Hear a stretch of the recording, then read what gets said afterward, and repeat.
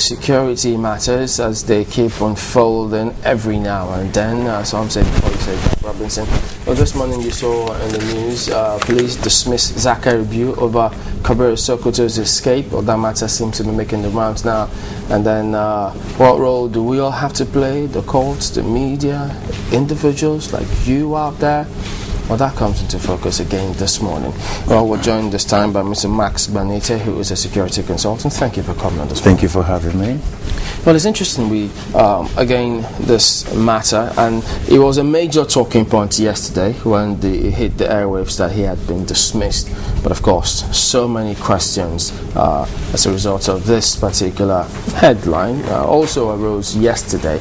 But from your perspective, what kind of step would you consider this to be? I mean, one step forward, making progress, journey of a step beginning, you know how the Chinese proverb goes. Are we making progress really with this? Well, I commend the panel that investigated and their recommendation of dismissal.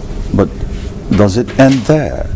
I would like to have read in the newspapers this morning that the same panel that dismissed him has recommended for his prosecution and eventual trial. So we cannot pick that by innuendo? No, we can't. You can't just pick it by innuendo, because what about if the agency decides to give him a soft landing and just dismissal doesn't really cut it because there was an abridgment of law.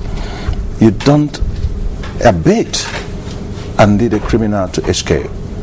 And if that is what happened, then you must prosecute. It is against the law to buy stolen property, whether you know or not. So you must apply the principles of law across board. And I feel sad, really, for Zachary Biu because the interregnum in his police career has really come to an inglorious exit.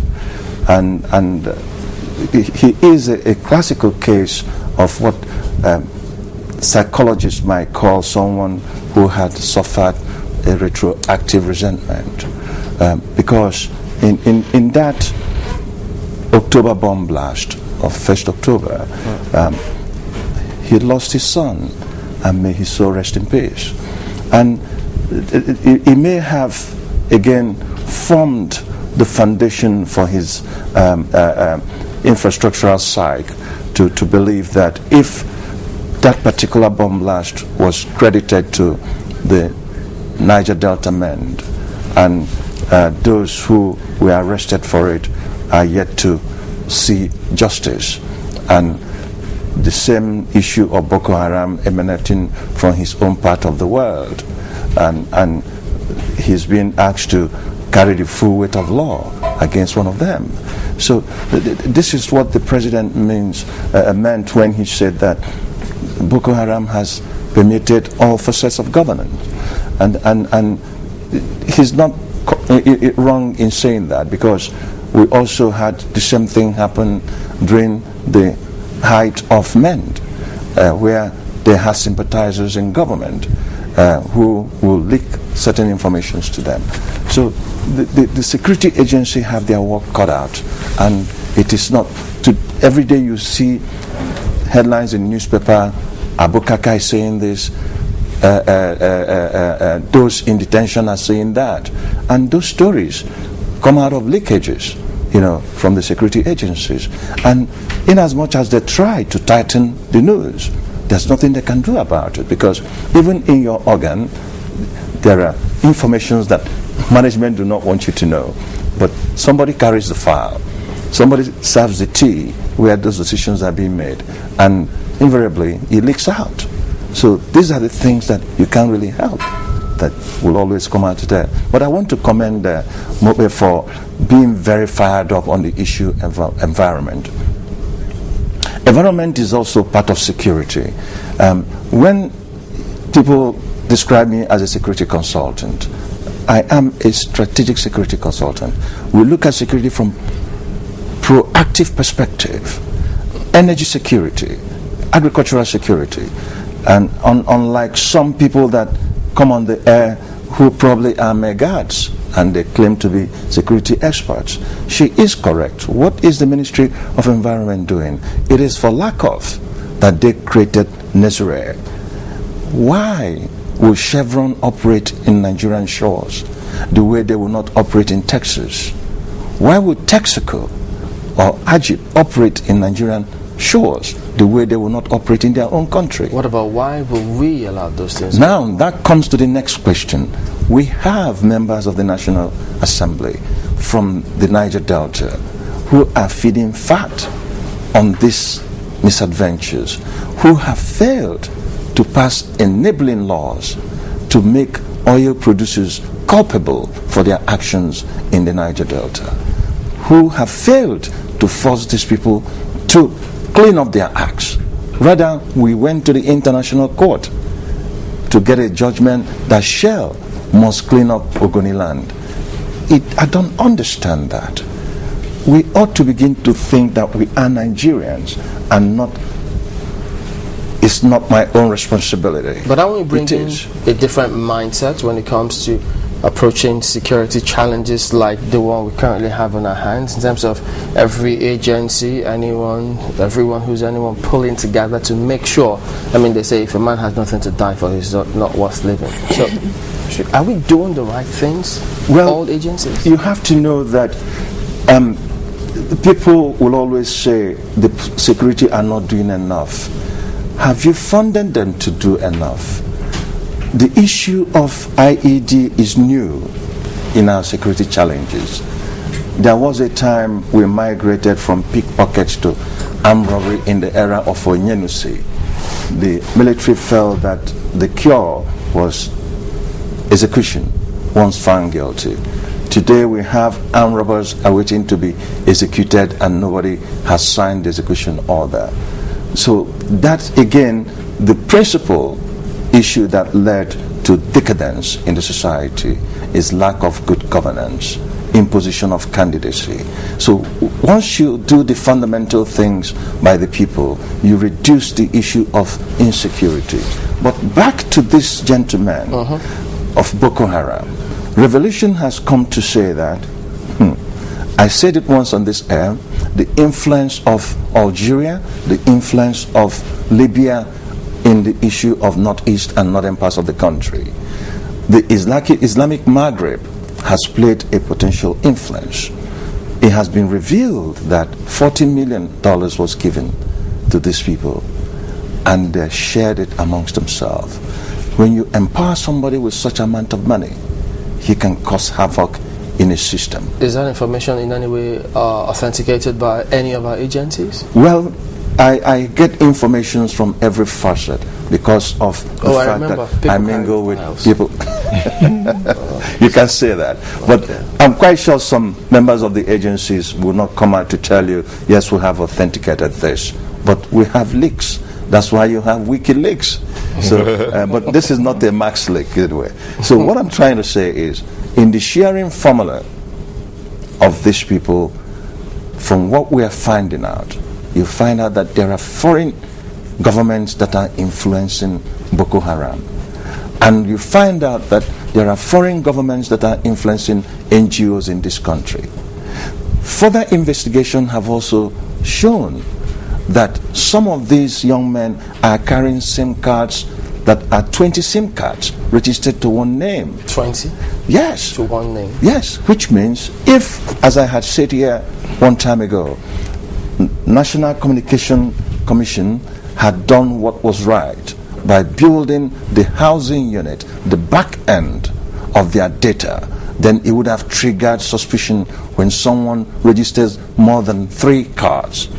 They would have said to the security agencies, we have a red flag here, somebody is registering more than 3 flags. Wait, one person? One person actually registered close to 200 cards.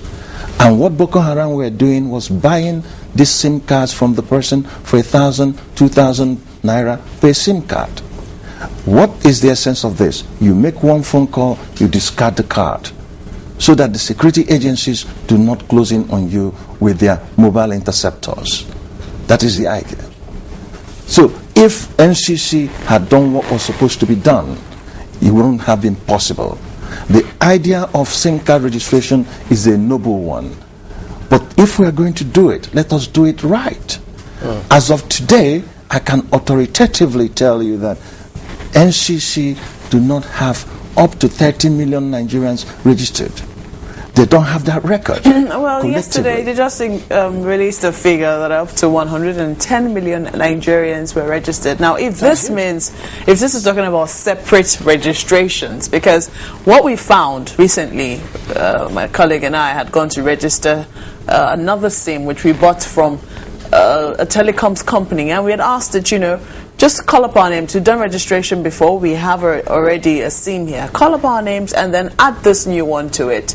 And it seemed impossible. They said no, they couldn't do that they have to register afresh all over again for that new SIM. And we found that a little ridiculous, because if I come as many as 200 times, like you said, to register one SIM each time I come, how would you know I'm one and the same person?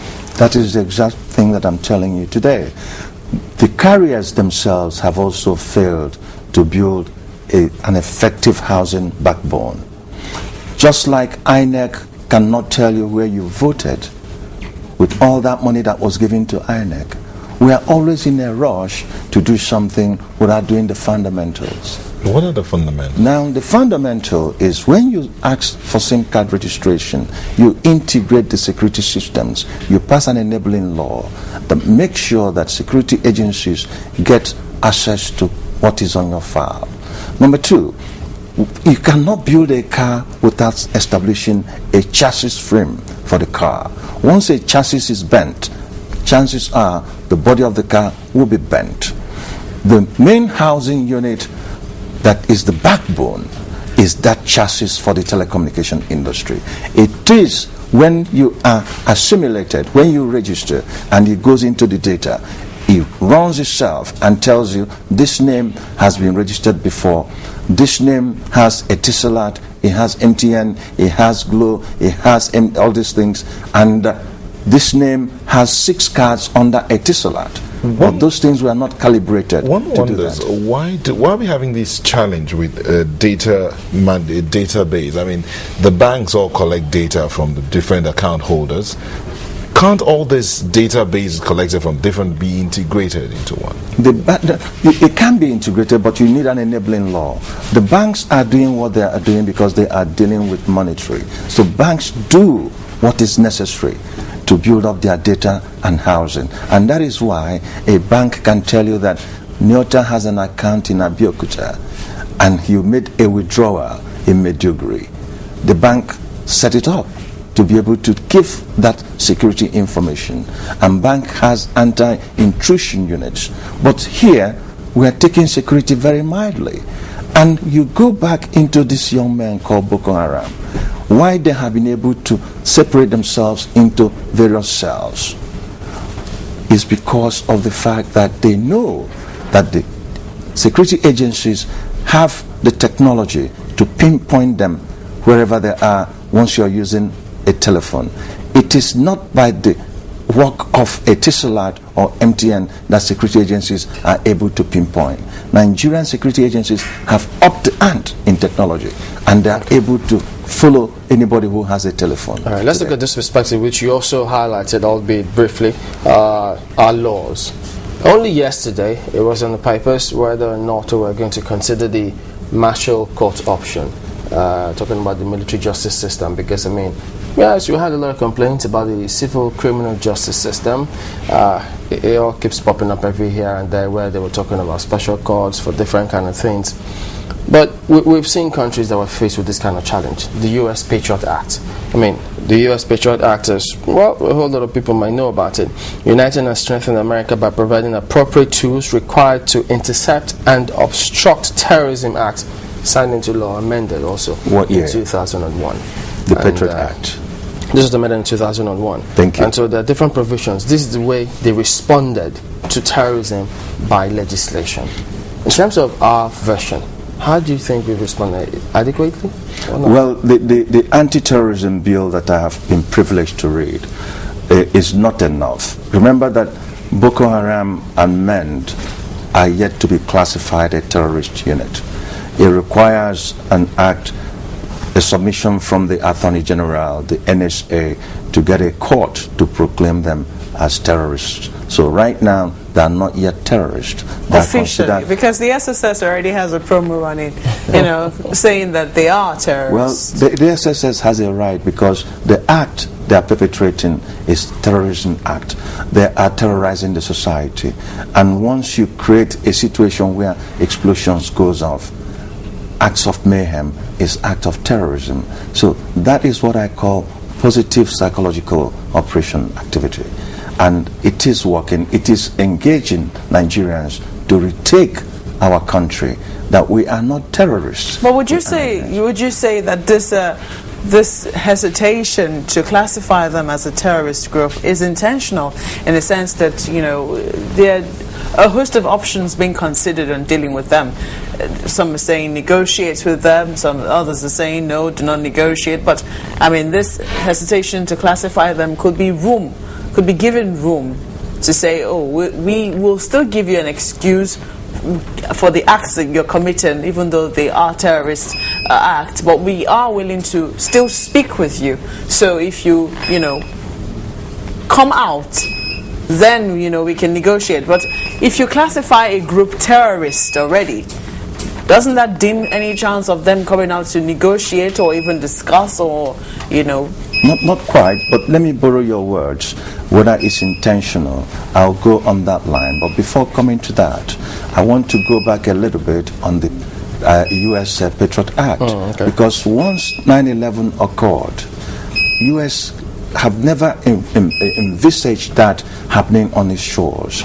So the best thing U.S. did was two things: raise the money to counter, and number two, make sure such an act doesn't happen again on American shores. So they proactively moved into Afghanistan, picked up all the Taliban's, Al-Qaeda's that are of questionable character, but they could not bring them on U.S. shores because there were no enabling laws. They were taken to Guantanamo Bay.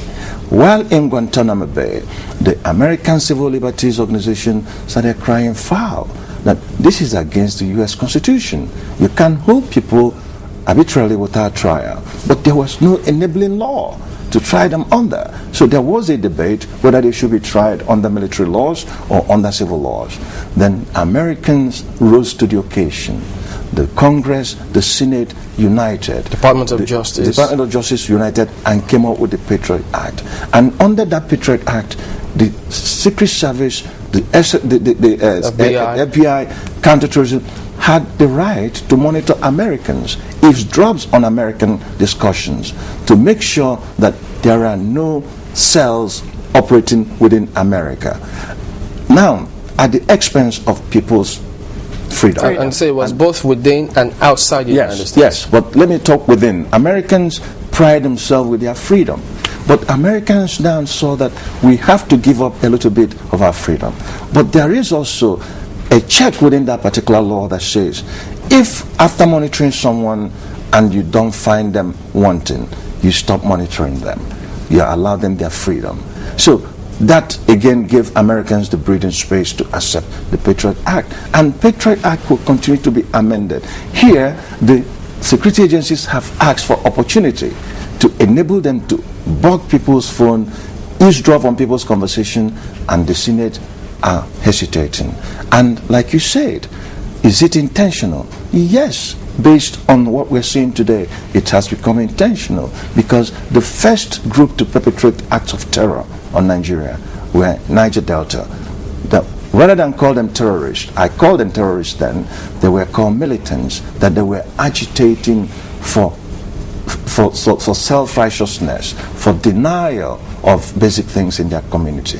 As righteous as that was at that particular point in time, I still felt that it could have been done judicially without using the acts of terror, without sabotaging the national economy. But today, thanks to the late Yaradua, he dialogued with them. You have to dialogue with terrorists at some point. U.S. government under President Reagan enacted the word, we must not negotiate with terrorists. On the surface, yes. Under the surface, you go and dialogue with terrorists. to make sure you reach an engagement of disengagement. And it's happening in Afghanistan today. The US government, on one hand, with the Afghan government, are talking to the Taliban that were sworn enemies.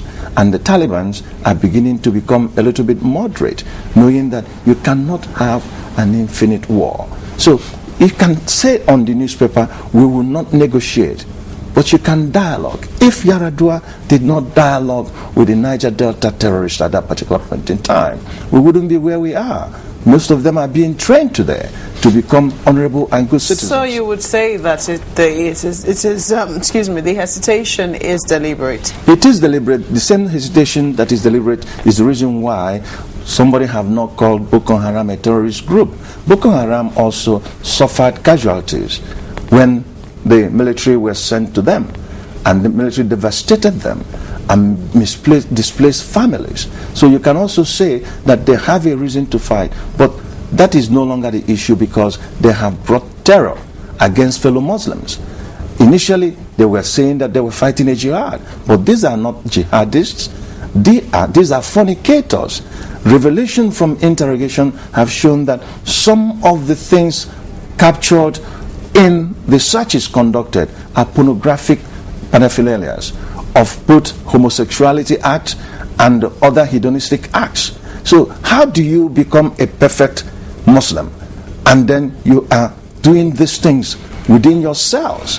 It means you're lying to the larger sector of Muslims. And then within themselves, you have seen an elitist practice. You have a Kanuri in Abu Shakar who is now not sending Kanuri citizens to go and die. He's using Hausas, he's using Nigerians, he's using Chadians to go and die, and while preserving the Kanuris, who exhibit what I call intellectual supremacy in the Borno axis of Nigeria, where they feel that they lord it over the Barboa, they lord it over the Shua Arabs, that all these other ethnic groups within their vicinage are minions, they are slaves unto them. So Abu Shakwa has succeeded in permeating that doctrine within Boko Haram, where he says a Kanuri man is not fit to die as a suicide bomber. Rather, we will use a Hausa Fulani, we will use a Hausa, we will use an Ebira man who is a Muslim, we will use an Igbo man who is a Muslim. So we are discovering all this from interrogation. So what we are saying to various ethnic groups is that checkmate yourselves, re-educate your youths, re-empower your youths, and you find out again statistically that the highest number of drug user and drug abuse is in the northeastern axis amongst the youths.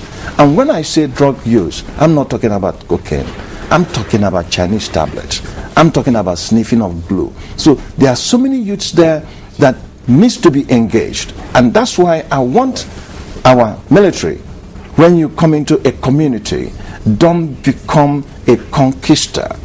Set up tents that can educate these young people in the evenings under adult education. Will the military justice system be a way out? No, the military justice system cannot be a way out because we are under democracy. What needs to be the way out is for judiciary to really play a role as honorable citizens in the combating of terrorism. I don't see a judge giving bail to an armed robber that has been arrested. You don't give bail to an armed robber. Why? Because of fear of him going back to commit the same crime. So why give bail to a terrorist that has been arrested? I find it quite disturbing because it's too suspect, someone confessed in the Suleja bombing that they bombed the INEC office. People were killed in that bombing, and the judge granted them bail. Why grant even if you don't want to charge them under terrorist bill? Already there is arson, there is murder. Do you grant a murderer bail? Many people died. Youth coppers died. You don't do that. But what I think the National Assembly ought to do is give the judiciary a cover, remove the media from the courts, issue gag orders, so that these trials can be held under closed doors. You can take a Boko Haram suspect to Enugu, to Ondo for trial. Protect the name of the judge. He's a human being. He's afraid of what may happen to his personal life or those that are attached to him as family. So you must give the judiciary protection.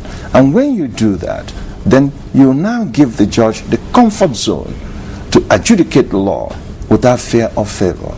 But when you expose a justice, and even some judges surprised me, last time I read in the newspaper on the issue of a trial, and the DPP didn't show up, and they said that the SSS didn't show up, whereas the SSS were the ones that brought this person to court. But the DPP didn't come. It wasn't the position of the judge to say that he's going to strike out the case if the DPP Oh no, didn't show up. I think I can put that a bit in context here.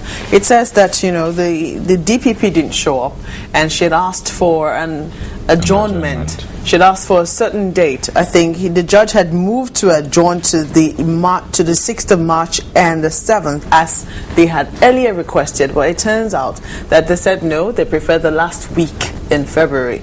I think that, you know, when you're making changes like that, it can be a little irritating to a judge that you're not exactly certain in what dates you actually wanted. You're very correct, but that doesn't mean that the judge needs to go to the public. The judge did not go to the public. This is the media published it. In the court. So that's why I'm saying that the media should be kept out of sensitive matters such as this terrorism trial. Okay, for now, they should, after every court session, then the security agencies can brief the media.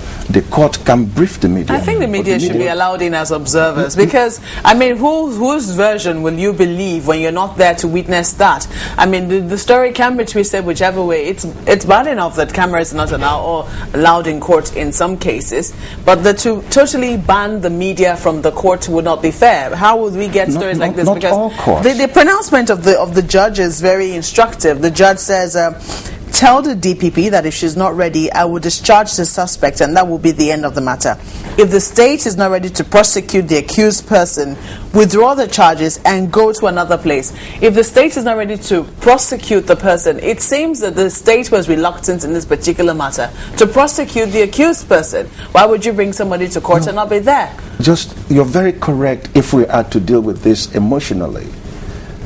But the person is not on trial in the public opinion court. It is still a court of the Federal Republic of Nigeria. And what the justice could have done is summon the DPP to this court and issue this order to the DPP without it going out publicly. Because what the judge has now done is cast aspersion on the investigation team, making them appear as if they have not done their investigation properly, making it appear as if somebody is being trumped up for a crime they didn't commit, whereas they were arrested for committing the crime. But this is not the first time. Sorry, Nelson. This is not the first time we've seen a judge say things like this. This is not the first time we've seen. And will probably not be the last. Especially in corruption cases, where you see that a trial has started, and even in some cases, the judge has been asked to give accelerated hearing. Two different things. And then it's taking forever because there's lack of evidence. Corruption cases are quite different from terrorism cases. Terrorism cases should be tried in closed door. Why? Because a mistake from the judge can cost him his life, can cost his family's life. But what did we see in the case of Farouk Abdulmuttalab? Well, the case of Farouk Abdulmuttalab, the press were only granted access to court on certain days in America. And the judge has what they call court protection. The Secret Service protection are there. So we cannot even equate Abdulmuttalab to here. Now, there's another important issue I want to raise on the investigation that is going on today. These people have revealed that they steal cars, they rob cars, and the high-end vehicles like SUV, they share amongst themselves. That is not the behavior of someone who claims that he is a jihadist. Then the nondescript cars is what they load with bombs. And they've also revealed that those who become the suicide bombers did not go there because they believed they were going to heaven. That they went in because they were forced under gunpoint to become suicide bombers. Their families were threatened. If you don't do this, we will kill your wife, kill your children, kill your father, kill your mother. So they enter into this adventure with fear. So different dynamics. Different dynamics, because they know if Abu Shakawa feels that there is a heaven for a suicide bomber, why don't he kill himself?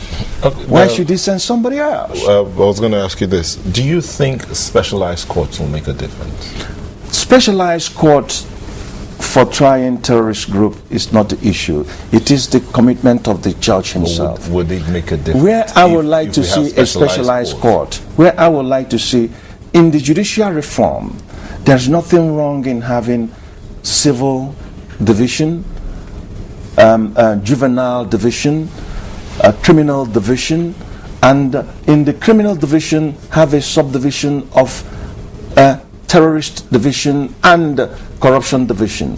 But the issue is that we ought to be able to say, just like the Supreme Court has said, that if you don't petition and adjudicate the matter in 180 days, you strike it out.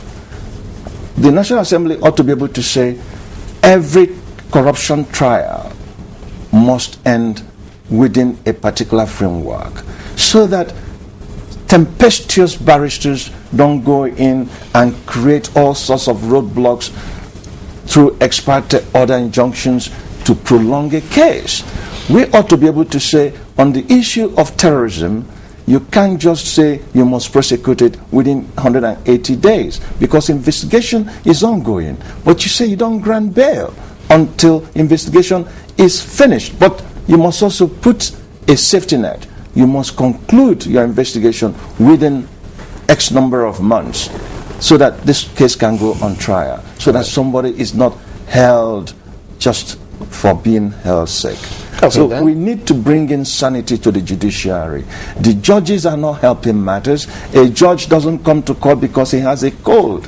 What has that got to do with hearing cases? So the corruption has entered into every facet of governance. Thank you very much indeed for I coming thank you so much, and I want to commend the state security services for the tremendous work they are doing. And let me say lastly, it would be interesting if the issue of kidnapping and terrorism is given to the state security services, because in America the FBI has its own work, the marshals, the secret service, the state police, the county police, everybody has a delineation of duty. They're going to need manpower then, if that were to be the case. Of course, SSS needs to increase to the manpower of almost 50,000. We have 160 million people. Look at their budget, only 45 billion. All right. How do you combat crime with 45 billion? Okay, Government must rise to the occasion, I pray.